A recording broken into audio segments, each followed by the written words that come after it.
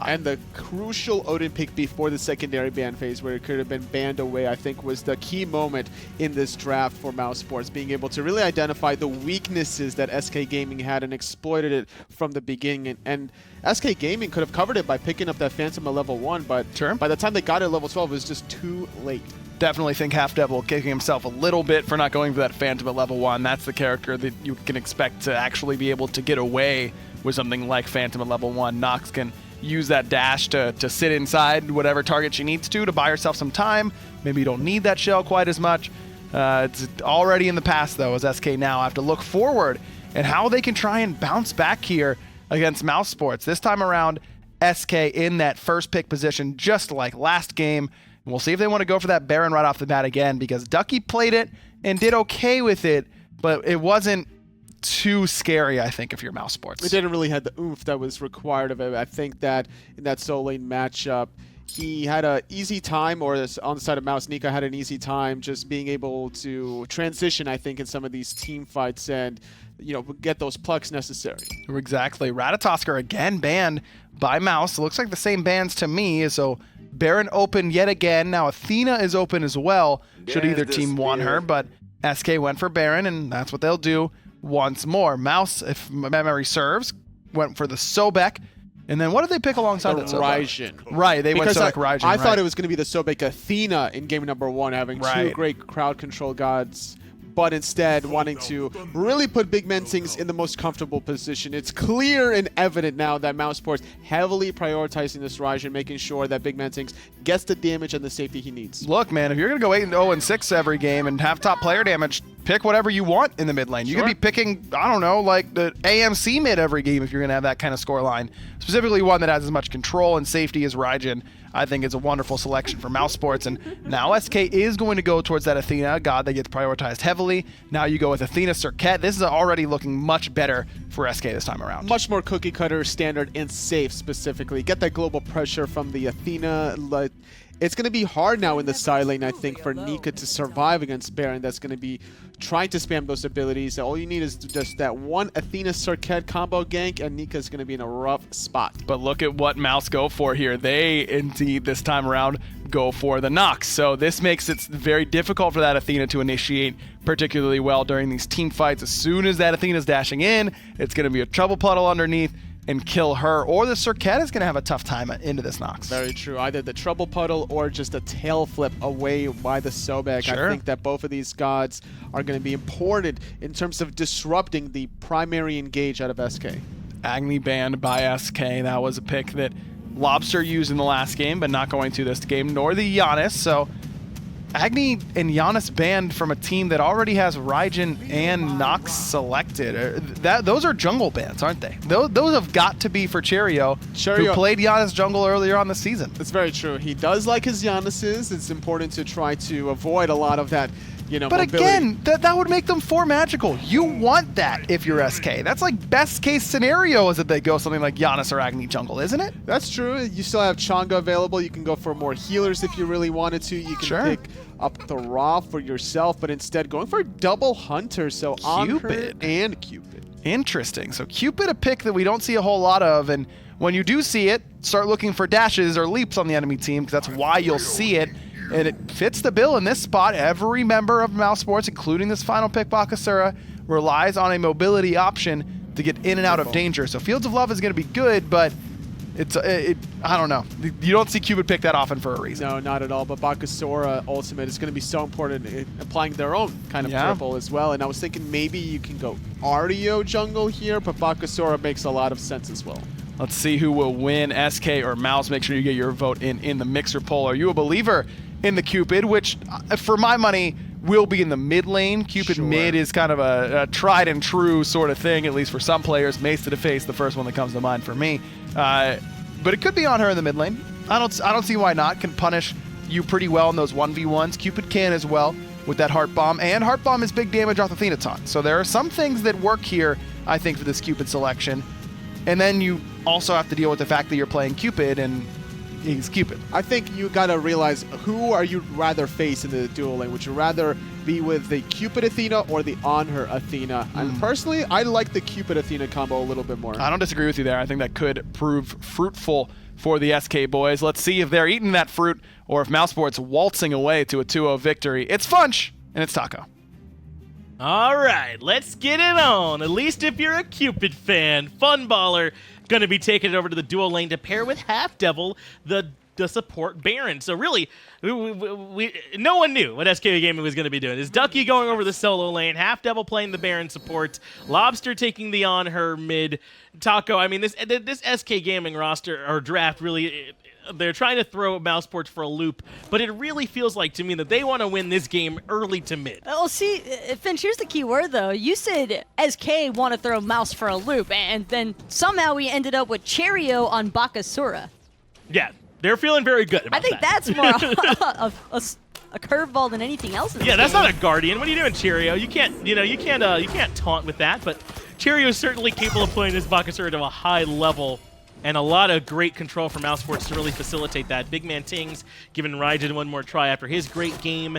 Nika going to be bringing that Sobek over when they need it, and Dardez going to show HalfDevil perhaps how this Nox support works, or at least that's his idea.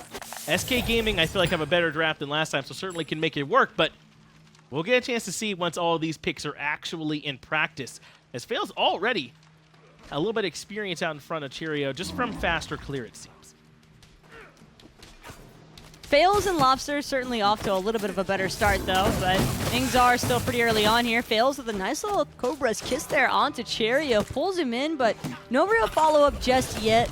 Lawbster will manage to drop that wave a little bit sooner here, but Funballer, this could be the first blood start they've been looking for, and he will find it onto Spudio over there in the duo lane. Cupid striking back. First blood going to be going over the way of this little baby hunter, catching out Spudio a little bit too far forward. Between him and the Baron, they have a ton of pressure here in this lane early on, and the Nox Rom could not quite keep up.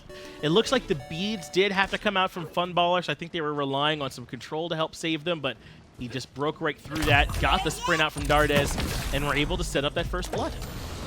Great job there by HalfDevil to help ensure that Funballer could finalize that one. Yep. Because he struggled a little bit there in the last game with the Nox, but it seems like he's trying to really make up for it with the Baron second time around. Looking good here so far in game number 2. And that's just going to accelerate Funballer towards this Transcendent start that he's going. He's foregone any early blessing, trying to get this big power bank item online as soon as possible. And the first blood bounty certainly going to cut that path for him. Now, I'm curious if he's going to go right to it, as we've seen a lot, or if he wants to try and get boots. But with that first blood, I don't see any reason why he wouldn't just go right into that Transcendence. I like the idea of a Transcendence for Funballer here, mostly because Cupid can be a little bit more ability-based as opposed to some... I mean, there is the capability for him to be auto-attack based, but if you level up that third ability to get the attack speed stim, you're typically missing out on some early game damage as opposed to just going straight for a Transcendence pen build, and that's why I like this concept better from Funballer here. Oh yeah, Heart Bomb hurts, and I think that Mousesports might be in to realize it here once that Transcendence does get finished. This ability hits so hard, 90% scaling on it as well, and it hits twice when initiative apply and when it explodes, so it really can be one of those abilities that can catch you a little bit off guard. All he's got to do is land it, and he'll almost certainly win the fight. Something that I do want to talk about, though, is just Cupid in general. We don't get a whole lot of opportunities, if any, to see this god in action, and I think this is the first time in quite literally over a season now since we've seen Cupid. We really have not seen him since Season 4, and even then I'm having a hard time recalling the last time I saw him in an SPL match. Yeah, we don't see him a ton. We often see him when Xbalanque is really powerful because he's thought of as a good someone who's really strong up against him, because the cripple field can kind of limit the Rising Jaguar. Xbalanque was strong towards the start of Season 5, and some Cupid was there, but you are not wrong to say we don't get to see much of this guy, and for good reason. You know, he's not as ability as some abilities hunters. He's not as good at auto-attacking as the auto-attack hunters. He's in a weird place. He's stuck between a rock and a hard place, in a sense. He's kind of like, he is the literal gray area of hunters in Smite. You can't really place him into the ability, you can't really throw him into the auto attacks either. I think one large reason why we don't tend to see a whole lot of Cupid is because that Fields of Love is, without a doubt, the best ability he has in his kit. It's so Being strong. able to provide a cripple is incredibly strong and could be really strong against what Mouse's draft is trying to accomplish. It's just, you have to work within that time space. If you aren't able to finalize on a kill inside of that Fields of Love, you're probably going to have that entire team fight 180'd. Yeah, and the problem is, unless you're... It can be hard to get someone with that Fields of Love too, right? You can sprint to make your way out of it. You know, you can beads to make your way out of it as well, and then you can jump back out of the cripple field. So if you can catch them with a lot of things on cooldown, then Fields of Love certainly can capitalize. But a lot of things can capitalize when you don't have your beads or your sprints or what have you available. So in the team fights, when those abilities have already been used elsewhere, Cupid can feel really difficult to beat. But if you're relying on him to sort of be your main win condition, it can be tough. Cherryo now also lurking around the solo side. Probably hoping to get a couple of buff invades off. We haven't seen too much out of the Bakasura just yet in terms of aggression inside of SK's jungle, but that's also largely due to the fact that Faeles has been really on top of these respawn timers, trying to ensure that no one on his team has to really miss out. Faeles is... You know, he had a good impact early last game. We talked about that too, but can he keep that going through the mid-game will be part of the question. BigManTingz might be in trouble here too, as Faeles is lurking in the jungle, but he is going to give up on it for now. I also want to ask you a little bit here, talk about, look at Ducky. He's got this Messenger's Mask already in the build and boots too, so he does have a ton of movement at the very least helping him out. I mean, is he going to finish that one all the way off, because this fight already gets started? HalfDevil getting chunked incredibly low here, forced into his own life of the party now, but it's all about Funballer trying to help bail his teammates out of there. Lawbster gonna end up jumping straight over the border. Cherryo will end up falling in the end there, but it does come at a cost because SK do end up losing HalfDevil. So at least they find that response. That's the second kill now for Funballer on this Cupid, getting him further ahead. 14 stacks now on that completed Transcendence, and he's certainly going to be swinging. But curious there from HalfDevil. I'm not sure who he wanted to be the target of the life of the party. Felt like he felt he was forced into that one and was kind of spinning around trying to figure out where to get the most impact. I think it was just hoping to get some sort of CC immunity off, and while that ultimate was happening, using that CC immunity period to call out which focus they wanted to target, or which target they wanted to focus, and in the end, they just weren't really able to make anything happen until after his life had already been expended there. That was just Mouse collapsing really well onto what was honestly a little bit of an overextension by HalfDevil. That was some pretty aggressive pathing that he chose to take. And Mouse, I mean, you go anywhere near their territory, they're sure to pounce. To be honest, I thought Mouse could have capitalized on that one a little bit better with the regurgitating and with the taiko drums there, but they were able to grab the kill. They just end up losing one more in return on the back end of that. So it's Funballer, who I feel like who's really looking good for SK, and that's kind of where their eggs are right now, in that Funballer basket. 2-0-0, Transcendence ready to rock. He's going to have a big impact. Check out Cherryo, though. Mixing things up a little bit here from the Bakasura mains of earlier. No haste in Katana for Cherryo. He's going straight for the boots. He wants that mobility right away. Won't give him as great of a chance to stick to his targets. But with Hasten Katana being such a relatively cheap item for assassins, I don't think that he'll struggle too much to get that online next. He should still be able to get that one finished off either way, but I agree the Hasten Katana has seemed like a popular start for the Bakasura. Is a Cherryo not following suit. Grouping though over these mid Harpies. 4 here from Mousesports. Eat minion. Hard to beat. They drop the pillar as well, but this is a soft commit. No one really wants to go all in on this one. It Faeles, takes a bunch of damage. Spudio looking for snipes, hits 2, but it can't find any others, and everyone else makes it out. Faeles cutting a little bit close there. Had that root landed, I think he would have been in a whole world of trouble, or at least lost his purification beads instead. He'll manage to slither away from that one, but now it's up to Funballer and Spudio. Both these hunters in their own lanes, except there's a ward to mark for Funballer exactly where Spudio is going to be. And now that's one connection. This could be the solo kill that Funballer's been waiting for, and in fact, he does find it. With or without Ducky, it wasn't even necessary for him to come over, but Ducky just wanting to make sure that Funballer could confirm the kill. Able to take down Spudio. 3 kills now for Funballer on the Cupid, and that's the exact kind of fight that you want, where you can catch this Rom a little bit too far forward, force out the beads, and then hit him with Fields of Love and set up a pretty easy solo kill. In fact, he might even have this tower if he wanted to stick around, but he is going to give that one up. Just go back and try and farm up a little bit more safely. Didn't want to take that down just yet. Without guaranteed vision on anyone on the map. I think that Funballer just didn't feel completely confident in that. And now Nika actually could be in a little bit of trouble here. Regurgitate out of Cherryo as they're looking to pursue onto one or the other. Ducky's still alive, but at half health. The two-man taunt does land, and Cherryo can't quite finish off either target. The tier 1 tower in duo does eventually go down as Spudio contemplates his life now as he's getting out-pressured by this Cupid in lane. Can't believe his luck. It's been a long time since anybody's had to deal with Cupid. Yes. And I think people kind of forget just how annoying this god can be. He might not be the greatest for team fights, but his laning phase is still fairly strong against some of these other late-game hunters, and Ram is definitely one that can really struggle up here against the Cupid. He's only got that rollout as a real escape. That gets cut off in the Cripple field, and it's very easy for Cupid's dash to close the gap between the two. Forced to jump out. BigManTingz forces out the ultimate from a HalfDevil, and not going to be able to pull back in Tings, who does expend the bead. So HalfDevil forces the Relic cooldown out for BigManTingz, and a bit of another window has opened up now for SK if they'd like to go in and capitalize, as Ducky gets low and solo as well. Ducky might be low, but he does still have that ultimate available. So if a fight were to break out elsewhere, he could be there immediately in comparison to Nika, who's going to have to actually travel from one side to the next. Speaking of which, double hunter means double the objectives, as now SK trying to make the most of both their hunters, and looks like it's going to pay off here as SK get a quick and easy gold period. And now SK are out in front by a little bit, about 800 gold or so to their favor. They're keeping steady with this one. Look at those graphs on the gold side. They're all over the place, as this game has been back and forth between these two teams.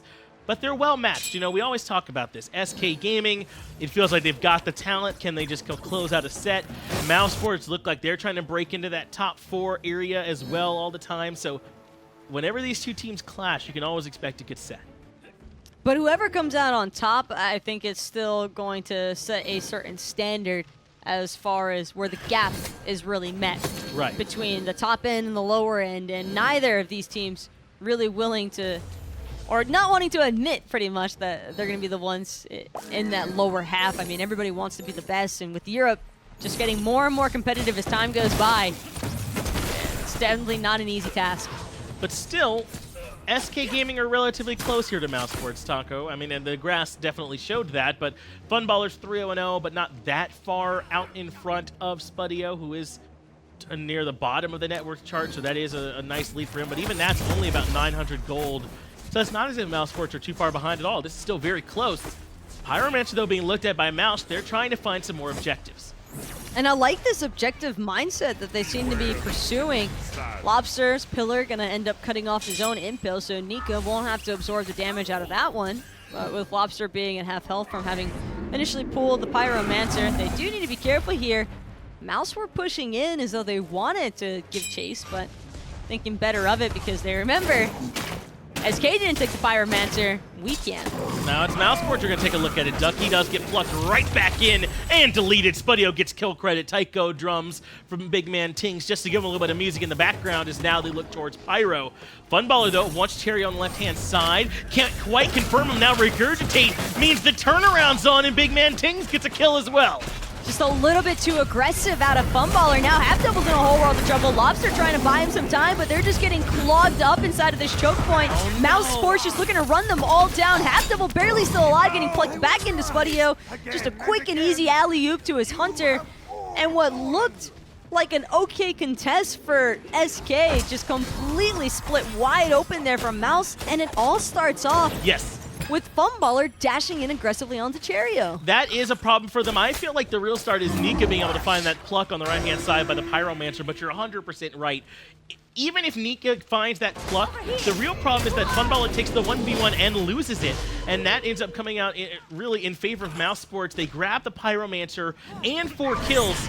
They're not going to be able to push down this tier 1, but Taco, that got away from SK in a hurry. It just felt unnecessary from Funballer. He's arguably the most farm person on his team, had such a massive lead against Spudio and was keeping Spudio, quite frankly, out of the match in a sense, and forcing Spudio to have to rely more on his team to back him up. But now it's the other way around. Now it's Funballer who finds himself at a slight experience deficiency to Spudio, all because of one over-aggressive mistake of trying to charge onto Cherryo, thinking that he had the outplay potential there, and kind of just forgetting the whole reason why he had to rotate in the first place is because Mouse started pulling the Pyromancer, so it wasn't just Cherryo that he was dashing into. That's right. Really, the entire team was there. And now that sort of normalized the duo lane, but everywhere else is anything but normalized. Cherryo about 2-level lead on Faeles, about 3 for BigManTingz over Lawbster, and Dardez is in front of HalfDevil as well. The one area that SK was able to fall back on, the duo lane, has now been equalized out. And it's not even the Pyromancer question of it being worth or not, because honestly, that just was not worth it. Speaking of, or Funballer could possibly end up dying here yet again. Astral Barrage, though, won't manage to connect, and now BigManTingz could be a great turnaround opportunity here, but Cherryo managed to find Lawbster on the backside instead. Ducky's been rooted, and Spudio's there with the autos, jumping over his Cherryo for good measure to guarantee the kill. It's 5 up against 3 as Nika does not want to give up on the chase just yet. SK Gaming have got to fall back. Gold Fury will be back in about 30 seconds. Mousesports 2 for 0 and continuing to look strong. Oof. Funballer just barely managing to avoid the pluck out of Nika. That's got to be a sigh of relief, but Gold Fury, had it been alive, Mouse would have undoubtedly sieged it, and even now still, I would not be very surprised if Mouse still end up walking away with this Gold Fury shortly after its respawn. Spudio might not have a whole lot of mana to his name, but doesn't really need it all that much. I mean, with the last few engagements having not gone anywhere near SK's favor, I would imagine that the team is probably more focused on just farming to catch back up as opposed to directly contesting those early objectives. We were talking about just how even this game was, Taco, mere moments ago, and now it's about 4,000 gold, really closer to 5,000 in Mouse's favor, but much more devastating, I feel like, at 60.5 minutes, is 11,000 experience down. Mousesports are just farming everything. There's nothing on the map for SK to grab. That's like 2 or 3 levels minimum for every player in the game. Outside of dual lane, there was no one who was winning their lanes outright there for SK, and so when that Pyromancer engagement occurred and then 4 of your teammates died, including the one member who was ahead, I mean, what are you left with as SK? There's already very little farm here. Cherryo's been stripping away everything that he possibly can. He has all of their buff timers, which has done anything but help remedy the situation there for SK, and now Mouse, they're just abusing their advantage and their lead.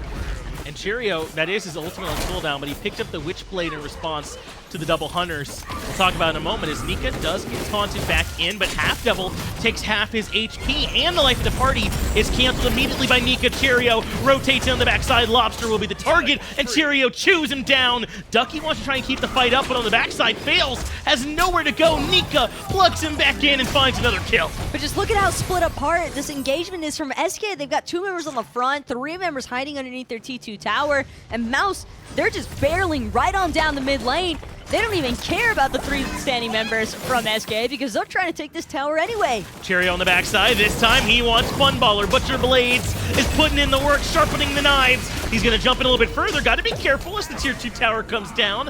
Mousesports will be able to grab that objective for themselves. In fact, Funballer only just barely escaping with his life. Mousesports put their foot on the gas like 6 minutes ago and have not released.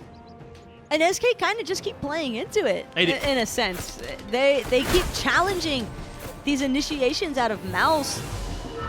And, well, I shouldn't say they're challenging as much as I should say Nika is just forcing them to be a participant of a lot of these battles, because these plugs have been very on point from Nika. Yes. And I love the patience as well. Even in that last kill that he got onto Faeles, he waited until the Purification Beads effect had worn off and that cleanse was no longer available for Faeles, and then he looks for the pluck. Beads out from Lawbster, and BigManTingz just eradicates him with the Thunder Crash in. See you later, Lawbster. 0-4-1. Got to wait for another 30 seconds, but I think Nika, through these first 19 minutes, has made a potential case here for the MVP along with BigManTingz. I mean, these plucks really have been game changers, and now the Gold Fury is going to change the gold lead even further in Mousesports' favor. BigManTingz going to say on me, but I think that we'd have to hand that one to Nika. Speaking of which, Butcher Blades and the true damage from Bakasura putting in work right now. This Athena does not seem even the slightest bit tanky up against Cherryo. No, not at all. Ducky has to fall back. And that's another thing that's been disappointing here is that these Athena taunts have been not very impactful in SK's favor. At the start of that fight in mid lane that gave up the tier 1 and the tier 2, they get like one taunt onto the tanky target, there's not really any follow-up, and the fight gets so divided on the back end of that, Athena doesn't do much else except from that taunt for like 15 seconds. There's just too much chaos right now, and SK just feel frantic in a lot of their responses to Mouse's aggression. It's very evident that the team's getting a little bit confused as to what direction they should be trying to head in to back each other up or to disengage, and that's usually ended up with Lawbster being found as a victim towards Mouse's aggression. And now with Cold Fury having already been taken, Mouse, they've got nowhere else left to go except to look at this Fire Giant, and with how one-sided this match has been for the past 10 minutes here, Finch, there's no one near from SK. Even if they wanted to try and contest, I don't even think it would have been feasible then. And now, Fire Giant under their belt, couple of towers left standing in favor of SK, but this T2 won't be one of them. No, they're gonna grab this one pretty easily. Mousesports, you know what, you wanna grab this tier 2? Yeah, let's just grab this tier 2, no problem. What the 5 of them are saying, and they're going to keep going towards this Phoenix. There's 3 in dual lane. They might not even be in position in time to make the defense, as Mousesports are already forcing their way in. Ducky and Lawbster can't go in alone. SK Gaming are still doing the tier 2 in duo, and that's it. Phoenix is just down in the right-hand side. They're going to come over towards this mid-Phoenix now as well. Nika wants to be the front line for it. Ducky does taunt him back in, but there's just not enough damage. Mid-Phoenix already down to half HP. And now, HalfDevil trying to make something happen out of nothing. Fields of Love gonna end up getting dropped here, but it's only Lawbster who ends up falling incredibly low. Scratch that. Cherryo actually gonna end up falling to the likes of Funballer's Love Bomb, but now, mid-Phoenix will cling on to life for another day. Mousesports instead gonna elect to head on back to base and spend up the gold that they acquire from that T2 and the right side Phoenix. But I almost wonder, would SK have been able to defend that right side Phoenix had they not chosen to continue aggressing there on the opposite side of the map for a T2? It seems like they didn't think they could have, right? Or they'd have been there. So they elected instead to try and grab what gold they could, the 1,500 from that tier 2 tower in duo, open up a pathway towards that Phoenix. If they are able to, to get a nice defense off and win a fight, they can come grab this Phoenix as their prize now with that door opened. But Mousesports have forever weakened the Phoenix on the right-hand side. They got some good damage on the mid-Phoenix and a bunch of gold. They have 2 minutes left on Fire Giant for everyone but Cherryo. They can come try this one more time. On the bright side, it was the right-hand Phoenix that Mouse managed to strip away. So I say on the bright side because for SK, it's the one closest to the Fire Giant. So should Mouse continue to get the Fire Giants uncontested, SK can at least know that it's a little bit safer to push up those waves. You know what to expect and where the enemy team might be at. That is by far the best Phoenix to lose in case SK managed to delay this game long enough to where they can reasonably contest at the Fire Giant also. Absolutely. They should have no problem if they do decide they want to fight, kind of pushing up that right side wave and being there for it. But take a look at Dardez's build. It's a very hybrid build, not all in on the tankiness. So he's still doing a decent amount of damage from the support role, even out damaging Funballer on this Cupid, fails on the Serqet as well. I would not be a fan of this if it wasn't for the fact that Mouse are just using this aggressive Nox build to continue snowballing their lead. It's right. Because they're already so far ahead that Dardez can afford to build a little bit of damage, and it helps out the team in the end because SK, it's not like they're going to be worrying about building defenses. These guys are trying to make a double Hunter composition come to fruition, so they can't really afford to go for the defense options. They need as much attack power as possible, and that does come at a price. It means that Dardez can afford to get away with builds like this. Yeah, that early start does feel so far back. A nice 2-man taunt to get things started. Dardez is low, trapped in the field of love, and Funballer gets a great kill. That's the initiation they needed. Spudio puts out some return damage of his own, but Mousesports kind of have to leave with their tail between their legs. That was the Athena taunt I've been talking about here as Ducky gets that fight started off perfectly. But check out who's at the speed buff. The whole time, Cherryo not there with his team underneath that left-hand Phoenix siege. I think a quick wraparound from Cherryo, things might have gone a little bit differently there, but Dardez, as much as I was just praising this build of his for having the right mentality, because his team's so far ahead that he's even ahead of the carries from SK. He can afford to build a little bit more aggressive. He's going to think twice now and start trying to finish off what I believe is going to end up being a Mantle of Discord or possibly even the Spirit Robe. Either way, it's 10% cooldown reduction, which is going to go nicely for his kit. This is when Mousesports looks so strong, isn't it? When Dardez is able to sort of play these off-meta or different types of supports and able to play him at that level that we all know he's capable of. When they made that swap, they got Dardez over here into that Hunter role instead of Jermaine and really kind of breathed life, I felt like, into Mousesports just as a team. And they've been playing better ever since. Obviously, we all know Jermaine is strong, but it kind of has revitalized Mouse.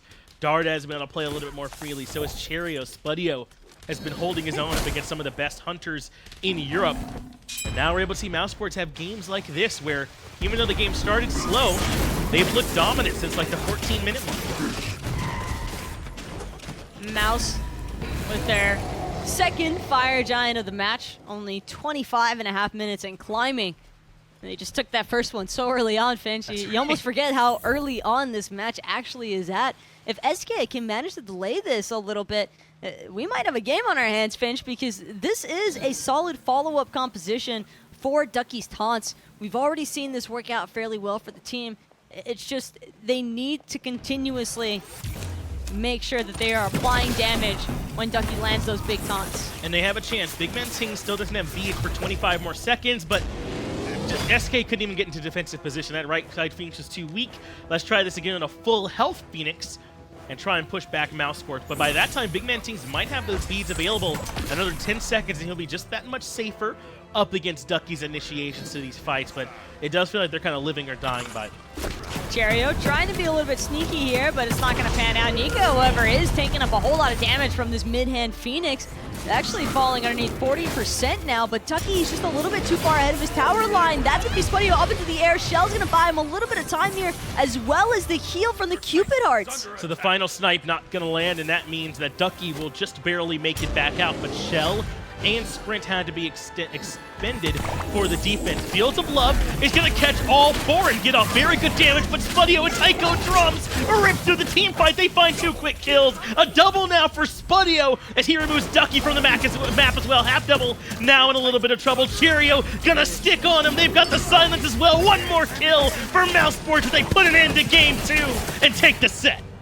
And in no time at all, it felt. It was so close, and then it just wasn't. It really. It did not seem like it was going to be that easy from Mouse towards the end there, because SK were actually starting to pull it together there. I mean, from those successful defenses off of Ducky's taunts, I really thought that they were going to have a little bit more difficulties on Mouse's end trying to finish off that game, or possibly even have it just completely turned against them. But instead, Mouse, they do manage to close it out. And I think a large part of that is honestly just due to some great positioning there out of, I think, their carries, and Dardez connecting with a lot of those root silences. Dardez played very well for them on that Nox, but it's all going to come back to me to that one play around that Pyromancer where Funballer steps a little too far into position, where Nika finds a nice pluck. They get 4 kills, I believe, and Pyro off the back of that. And really, from that point on, the game never seemed closer, even from then again. Mouse just never gave that lead back. I'm right there with you the whole way, Finch. I really think that is the moment where SK kind of just completely lost control. Like, the car was just on fire by then. Yeah, there's no way they're going to be able to put that one out. But who is your MVP from Game 2? You can certainly make a case for Nika, but BigManTingz, not to be outdone, continually was putting in the damage on the Raijin as well. Yeah, I like the BigManTingz gameplay, actually. You kind of forget that he was playing Raijin for a second there because everybody was just dealing so much damage at one point from Mouse's end, but all in all, a great team effort by the guys, and SK, they're just going to have to head back to the drawing board. Going to have to do a little bit more work to figure that one out, but Mousesports continue to look strong, and they find themselves a win here. Can they compete with the top teams in Europe? We'll find that one out as they continue to progress throughout the split. But let's get it back over to the desk for their breakdown of that set. Mouse's record goes to 1-1 as they defeat the now winless SK at 0-2. Aggro with Anatoly. Aggro, or me. Hey, me, Mouse looks pretty good. Yeah, I agree, me. Totally. What say you about that? I definitely agree with you. I think that Mousesports SK got too ahead of themselves at one particular team fight around 13 minutes where they wanted to start the Pyromancer, but then they realized, oh wait, we're only 4-on-5. Funballer's all the way in the left side jungle. They had to retreat, and then when they went to defend the Pyromancer, not only was Funballer not there, Faeles wasn't there either. Mouse find 4 kills, they get the Pyromancer, and then just run away with it. This Anhur mid for Lawbster was anemic, to say the least. Lowest player damage in the entire game. All supports included. Did not work out in the mid lane, though I will eat my words a little bit. That Cupid selection for Funball, the only one who got any kills on SK, 5-2 for the young man in the duo lane, so not too bad. But BigManTingz on the other side, probably deserving of MVP in Game 1, was given the Cherryo, now has earned it here in Game 2. This Raijin pick certainly feels a little bit over-prioritized at times, but if he's going to do this well, then how can you complain about it? 2 great performances from him. I almost think that they should almost mask how good he is with the Raijin, not pick it so early in the draft. I don't think anyone is going to try to take it away from him by playing it themselves. Maybe they'll eventually start banning it, though, seeing how easily he pilots this god and how fast they prioritize it, going about, what, 4-0-9 in about 15 kills, almost 100% kill participation. He was phenomenal today, not just in Game 2, but in Game 1 as well. And Raijin is a pick that doesn't have a lot of weaknesses. There's nothing that you pick Raijin and you're like, man, I can't believe that now they're going to get this god that really counters me. Raijin pretty safe and can output that damage very easily, and BigManTingz able to get the job done, whereas SK Gaming, it's really, I really don't think it just comes down to in-game play. I really feel like their drafting for all of Season 5 has left a lot to be desired. Well, they got the Athena, which was a big plus compared to their last draft, where it was the Nox, the Agni, and also the Baron. You live by the taunt and you die by the taunt. They were defending very well around their Phoenixes for as long as they possibly could. They were just too far behind at that point, down like about 15,000 gold and whatnot.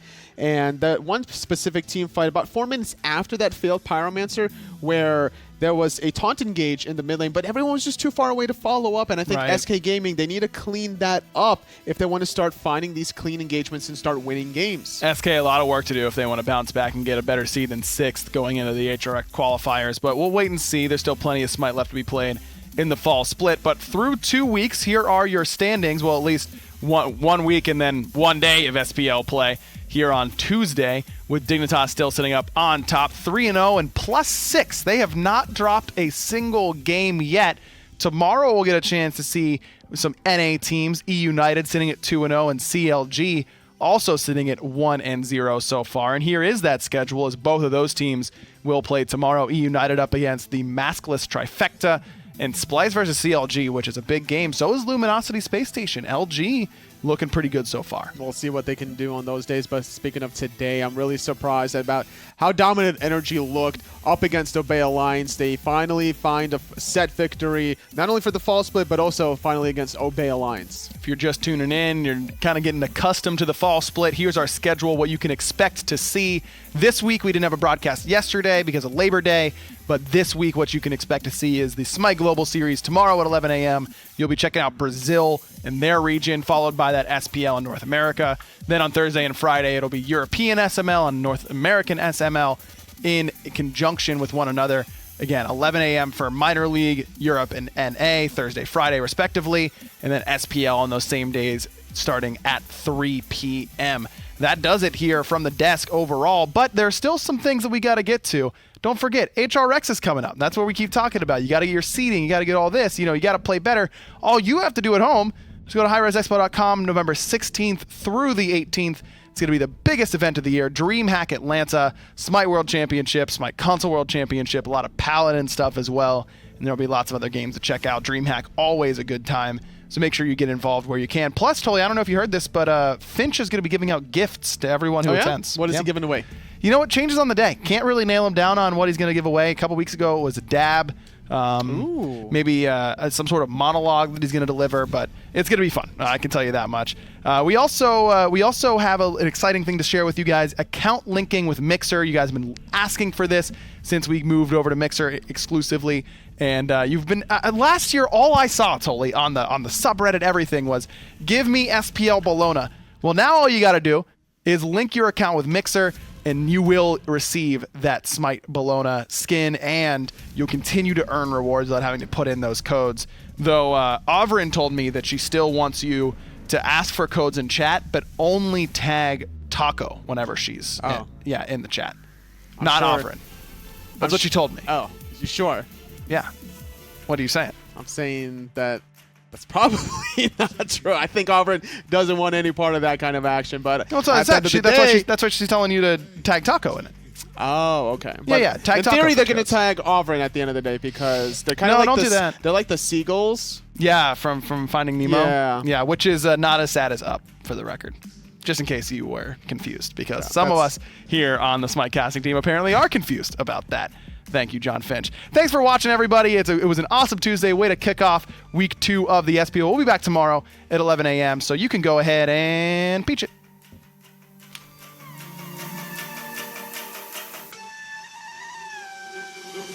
Put the place up, yeah, we know what we made of. Can't get enough.